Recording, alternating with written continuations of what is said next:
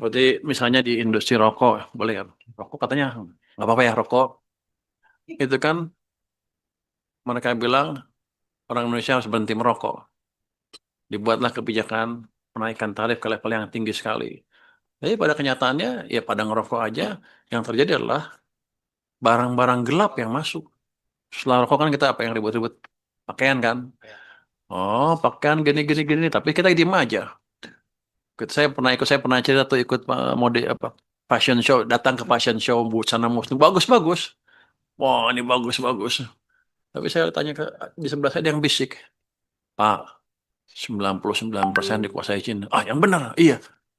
Menteri Keuangan Purbaya Sadewa membeberkan sederet rencana mengatasi impor ilegal yang merugikan negara, seperti produsen rokok ilegal dan pakaian bekas atau thrifting. Untuk produsen rokok ilegal, Menkeu Purbaya berencana menetapkan tarif cukai khusus untuk produsen rokok ilegal. Selain itu, mereka juga menggiring produsen rokok ilegal agar masuk ke kawasan industri hasil tembakau. Sedangkan untuk thrifting ilegal, mereka akan menerbitkan aturan tentang impor thrifting. Aturan itu akan disesuaikan agar tidak mematikan usaha kecil, bahkan melindungi industri tekstil nasional. Pertumbuhan ekonomi kita bisa lebih cepat lagi. Tapi itu nggak akan gampang. Kita akan berusaha. Tapi kalau kita tahu kuncinya, kan tinggal kita jalankan saja.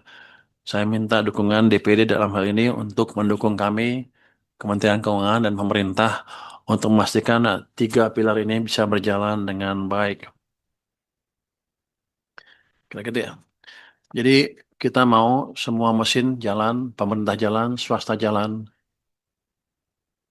Jadi semua bisa tumbuh dengan bagus. Saya ngundang investor investasi asing nggak? Yang ngundang, tapi begini, saya nggak akan memohon-mohon. Kenapa? Saya termasuk yang percaya bahwa asing nggak akan bangun negara kita.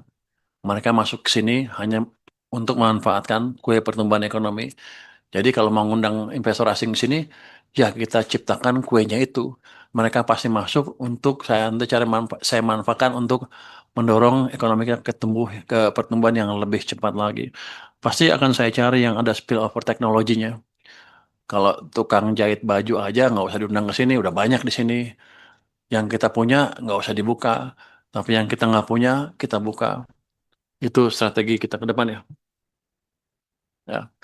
Jadi walaupun saya di Kementerian Keuangan katanya bukan urusan saya punya instrumen pajak, instrumen tarif. Kita kerjain dari situ kalau mereka ngotot, Bu. Ini menterinya agak aneh nih. Biar aja ya. Penasihatnya juga aneh-aneh nih berdua nih. Aneh-aneh. Ya, kalau punya instrumen kita pakai untuk kebaikan.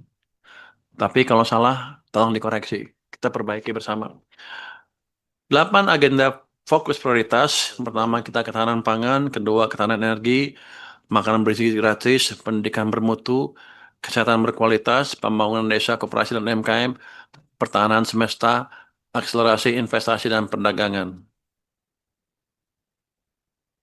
Yang swastanya mana? Di nomor 8 tuh, Pak.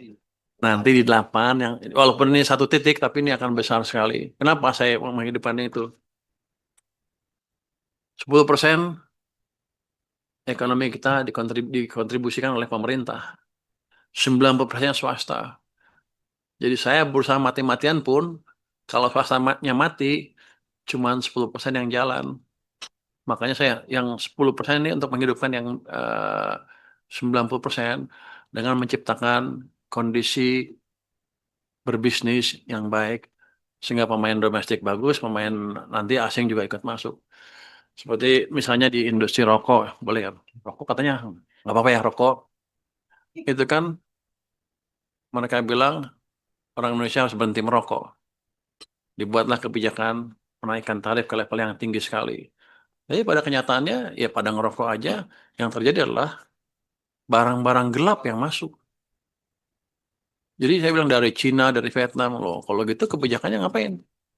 Bukan mematikan, kita mematikan industri, tapi menghidupkan yang di luar. Oh, kalau gitu saya rugi lah, kalau saya nggak mau rugi.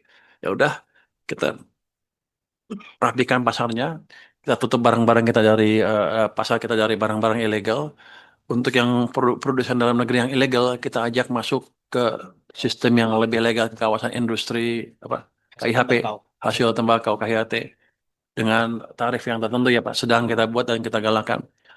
Mungkin kapan jadinya? Desember jalan? Harusnya Desember jalan. Udah mulai. Nanti kalau sudah itu jalan, pemain-pemain yang saya nggak akan lihat ke belakang, lihat ke depan. Pemain-pemain yang tadinya gelap, kalau masih gelap kita sikat, nggak ada kompromi di situ. Tapi mereka dikasih kesempatan masuk menjadi pemain yang legal di situ. Sama untuk setelah rokok kan kita apa yang ribut-ribut pakaian kan? Oh pakaian gini gini gini, tapi kita diem aja. Saya pernah cerita tuh ikut mode apa fashion show, datang ke fashion show busana muslim bagus-bagus. Wah ini bagus-bagus. Tapi saya tanya ke di sebelah saya ada yang bisik, Pak 99% dikuasai Cina. Ah yang benar, iya. Lah, itu ngapain? Kan ya bagus. Ya nggak tahu Pak, pokoknya kita dikuasai. Waktu itu ketua LPS nggak bisa apa-apa. Waduh, gue bilang coba gitu. Jadi ikut acara itu pulang-pulang sedih.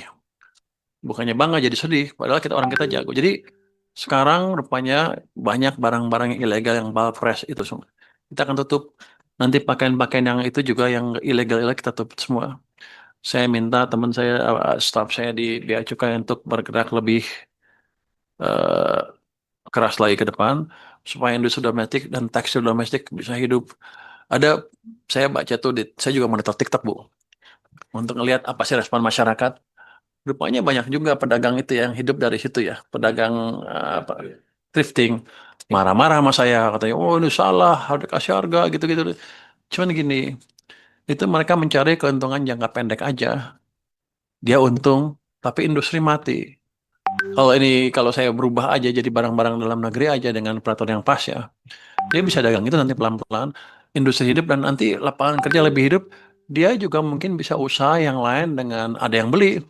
Karena daya beli masyarakat kita bagus ketika banyak kerjaan di mana-mana. Jadi langkah-langkah kita mungkin nanti jangka pendek, nanti sebentar lagi baja. Kita akan lihat baja. Siapa lagi? Sepatu. Kita akan lihat seperti itu. Yang jelas, kalau barangnya ilegal, kita akan tutup.